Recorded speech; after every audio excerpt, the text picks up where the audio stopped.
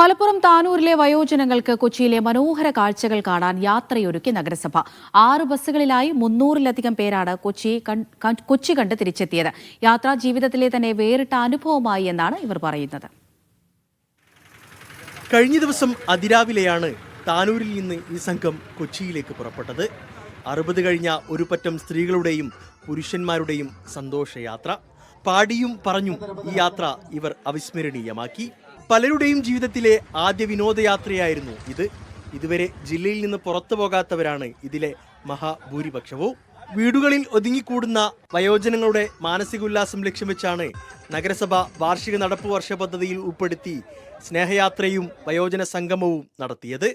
കഴിഞ്ഞ ദിവസം താനൂർ ബസ് സ്റ്റാൻഡിൽ നിന്ന് രാവിലെ 6 മണിക്ക് ഫ്ലാഗ് ഓഫ് ചെയ്ത സ്നേഹയാത്ര എറണാകുളം കൊച്ചി മറൈൻ ഡ്രൈവിൽ അവിടെ ബോട്ടിങ്ങോട് കൂടിയാണ് സമാപിച്ചത്.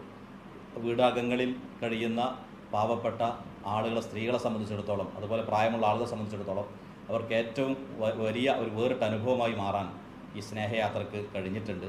മറൈൻ ഡ്രൈവിൽ ഉച്ചഭക്ഷണവും വയോജന സംഗമവും കഴിഞ്ഞ് ബോട്ട് യാത്രയും ആസ്വദിച്ചാണ് സംഘം മടങ്ങിയത്. യാത്രക്കെത്തിയ വയോജനങ്ങൾക്ക് നഗരസഭ സ്നേഹോപഹാരവും നൽകി. കണ്ണും മനസ്സും നിറഞ്ഞ് യാത്ര ഒരുക്കിയവർക്ക് നന്ദിയും പറഞ്ഞാണ് ഈ മനുഷ്യർ വീട്ടിലേക്ക് മടങ്ങിയത്. കാണാനായി എല്ലാം അങ്ങനെ പോകുന്നോണ്ടെല്ലാം ജീവിതത്തിലെ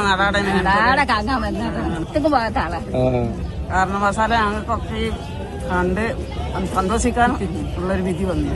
മീഡിയ 1 തിരൂർ.